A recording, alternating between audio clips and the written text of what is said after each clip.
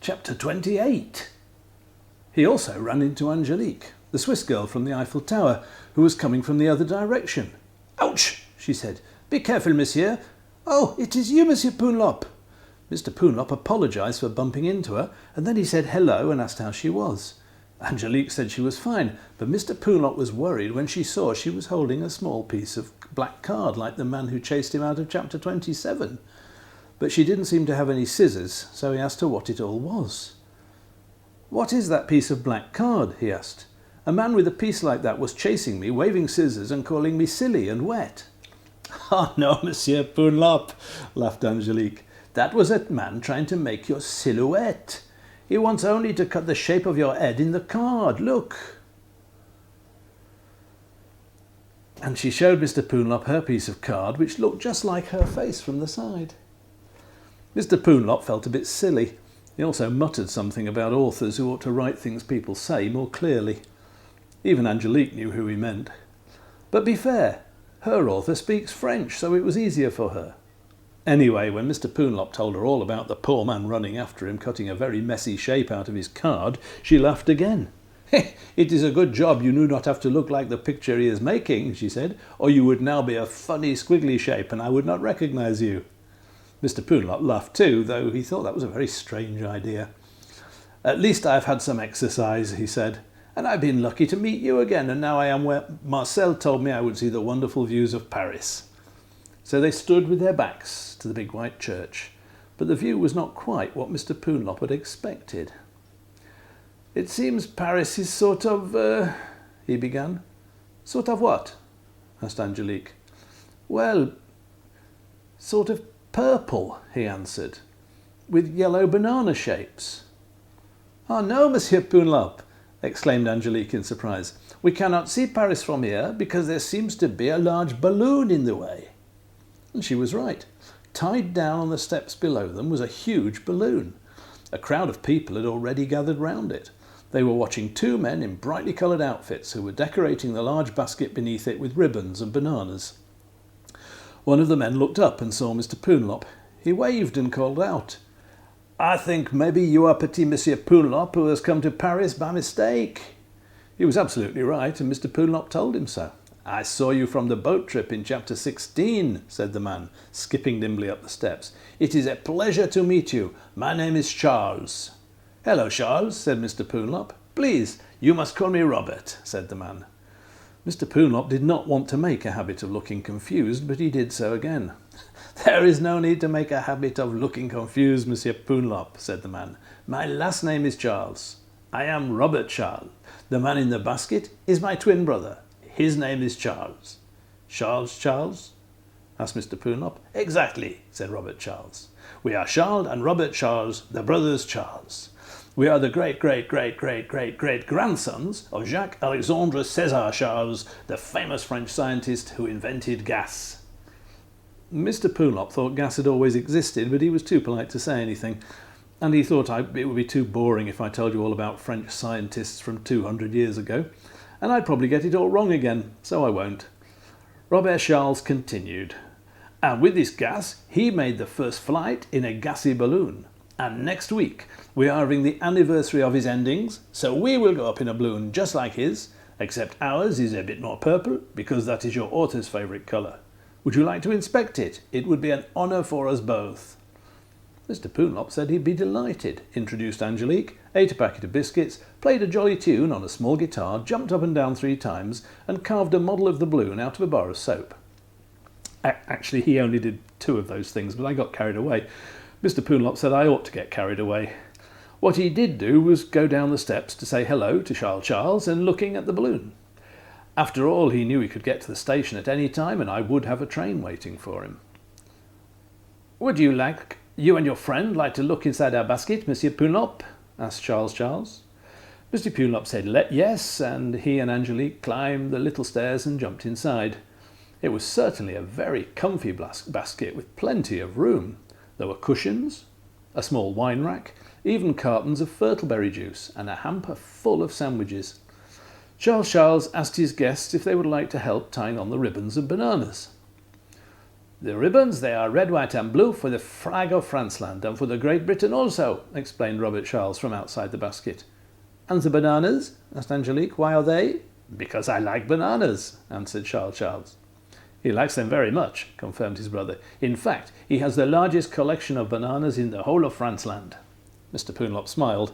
He didn't laugh out loud because he wasn't sure if Robert Charles was joking or if Charles was crazy, or both.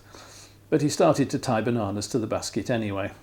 Suddenly there was a gust of wind from the east, which blew the end of the chapter towards them and made the basket sway. Mr. Poonlop was reaching for a piece of rope to attach his banana to, and he grabbed onto it to keep himself steady. It was not a good piece of rope to grab. Chapter 29. As Mr. Poonlop took hold of the rope, another gust of wind made the basket sway even more wildly. The swaying of the basket made Mr. Poonlop sway. The swaying of the Mr. Poonlop made him fall over. He was glad he was holding on to the rope. The falling of Mr. Poonlop made the rope come loose. As the balloon untied and started to rise into the sky, Mr. Poonlop stopped being glad he was holding onto the rope and started being rather sorry about it. So he let go of the rope, which was another mistake, because now there was nothing connecting the balloon to the ground. As the balloon started to rise, Charles lunged for the rope, but he was too late, and it fell out of the balloon and just missed hitting Robert Charles on the head.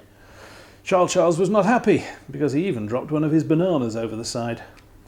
Down on the ground, Monsieur Poonlop could see many people gasping and pointing, while Robert Charles jumped up and down and shouted in French. In the basket, Charles was also jumping up and down and shouting to his brother, while Angelique was laughing. Mr. Poonlop thought maybe she laughed at too many strange things, but he liked her anyway. When he'd finished thinking that, he said, "Oh no, what have I done?" "You have launched our balloon 1 week early, and without one of the great-great-great-great-great-great-grandsons of Jacques-Alexandre César Charles, the famous French scientist who invented gas," said his other great-great-great-great-great-great-grandson. "I am so sorry," said Mr. Poonlop. "There is no need to be so sorry, Monsieur Poonlop," Charles reassured him. "It was an accident, the fault of a gust of wind and maybe of an author who is clumsy with the weather he writes." "What have we meant? You don't think it was me, do you?" "How can I help you to land the balloon?" asked Mr. Poonlop. "You cannot," said Charles. "We have already blown away from the site and are over the rooftops of Paris. It is not safe to land here. Even if it were, we cannot afford to buy enough gas to fill the balloon again. We'll all just have to make our flight today, and it is my privilege to have you as my co-pilots." And he handed them each a banana. "But where are we going?" asked Mr. Poonlop, who could see that they were going a long way from the station of the north of Paris. "I cannot say," replied the Frenchman. "It depends on the winds, I believe. At this moment they are taking us to the west away from Paris. At least we will have good views." Maybe he was right. Angelique said that she agreed, and even Mr. Poonlop was quite excited to see Paris so far beneath them. But I hope you don't expect me to describe any of the views to you. All I can tell you about are the insides of the basket and the legs of Mr. Poonlop, Angelique and Charles. You know I don't like heights. I wouldn't go up the Eiffel Tower, and now we were much higher than that. All I know is that Mr. Poonlop and Angelique kept squealing, "Ooh, look at that," which I didn't. After a while they ate some of the sandwiches and drank Furtleberry juice, while Charles ate some of the bananas and drank the wine. They all seemed to be quite happy, which I could not understand when they were so high off the ground. Mr. Poonlop said, "What is that large area of blue down there?" And Angelique told him it was the sea. "I think it is what we call the sleeve," said Charles, "and you call the English Channel." Mr. Poonlop asked how they would get back to Paris, and Charles told him they could not unless the wind changed. So Mr. Poonlop asked how they were going to land, and Charles said, "I do not know that either. My brother, he was reading the instruction book first, then it would be my turn." Angelique asked where the instruction book was, and Charles said it was on the little table. Mr. Poonlop asked why he could not see any little table in the basket. Charles said, "Because it is the little table by the bed of my brother in Paris." Mr. Poonlop and Angelique said, "Oh dear." Charles said, "Oh dear is right. Do have a banana. It might make you feel better." So they did. It didn't. Chapter 30. For a while they all ate their bananas quietly while wondering what to do. Suddenly Angelique had an idea. "Suddenly I have an idea," she said. "I think we must let gas slowly out of the balloon. Then we will go down." Mr. Poonlop thought this was the right thing to do, only one thing worried him. "Only one thing worries me," he said. "If we go down into the sea, the sandwiches will all get wet and the fertleberry juice will get all salty."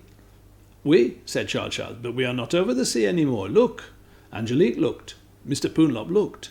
I didn't look. I felt dizzy and I felt sick. "We are over England," cried Mr. Poonlop. "Now I have come home by mistake too." "I am a long way from home," exclaimed Angelique. "I am completely lost," said Charles, "but I have my bananas. I will let the gas out of the balloon as you suggest, but I do not know where we will land." So he untied the big knot in the neck of the balloon and held it tightly in his fist. Then he let gas out by loosening his grip a little bit at a time, while Mr. Poonlop and Angelique kept looking out to see that they wouldn't land on anything sharp and pointy. "Oh dear," said Angelique, sounding worried. "We are getting very low, and here comes a small town. Try not to drop too fast, Monsieur Charles." "This town looks very familiar," said Mr. Poonlop. "Can you guess why? I wasn't even looking, and I think I could." "Oh dear," said Angelique again, this time sounding puzzled. "There is a house down there with letterboxes on the roof and a chimney upside down in the garden." Can you guess whose house this was? Come on, it's not hard. You can see we're near the end of the story. Oh, you had guessed, sorry. Anyway, when Angelique said that, Charles was intrigued. "Let me see," he said. But as he leaned over to look, he forgot to keep squeezing the neck of the balloon. Suddenly, all the remaining gas rushed out, making a very rude noise, and the balloon dropped down to earth with a bump. They all fell over in the basket, but thanks to all the cushions, nobody was hurt. Then they all got up to look out. They were in the middle of a quiet little street in a quiet little town. Mr. Poonlop recognised it at once. "We're in Acacia Avenue," he cried. "This is my house." And he was right. But you knew that, didn't you? Chapter 31.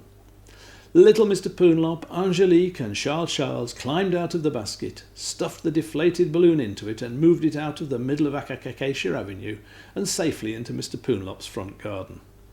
Then Mr. Poonlop invited his friends in to make them a nice cup of tea, but when they got inside they found I'd already written 3 nice mugs full and a huge plate of chocolate biscuits.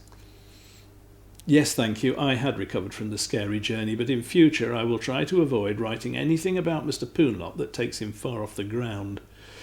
For a while they sat around and talked about their adventures, but then they had to think of some other problems. Angelique and Charles both had to get back to Paris for a start. It was my turn to have an idea, so I did. While Charles rang his brother, Robert Charles, to tell him he was safe, I called Angelique's author and suggested a fun way to get her back to Paris to finish her holiday. If you want to know what that was, you'll just have to try and find the books Angelique is usually in. I'm afraid I quite forgot to ask what they're called. Anyway, they'll be in French, so I wouldn't worry about it if I were you. As they all stood wobbling on Mr. Poonlop's bouncy rubber doorstep, waiting for the fun thing to happen, Charles and Angelique hugged and kissed Mr. Poonlop goodbye. "It has been very good to meet you," said Angelique. "I hope you enjoyed your stay in Paris, even though you went by mistake." "Yes, I did," said Mr. Poonlop. "But it is so good to be back home. Tomorrow I shall go to the library again, and then perhaps I can start to plan my 7th holiday." Angelique and Charles looked at Mr. Poonlop. Then they looked at each other. Finally they burst out laughing. "Oh, Monsieur Poonlop," said Angelique, "plan your 7th holiday? I think you have just been on your 7th holiday." Mr. Poonlop looked puzzled. Then he stopped looking puzzled and started laughing too. "Oh yes," he said, "I suppose I have." And he even said nice things about crazy authors who send their characters on strange and wonderful adventures without warning them. I hope he meant me. The end. Oh, no!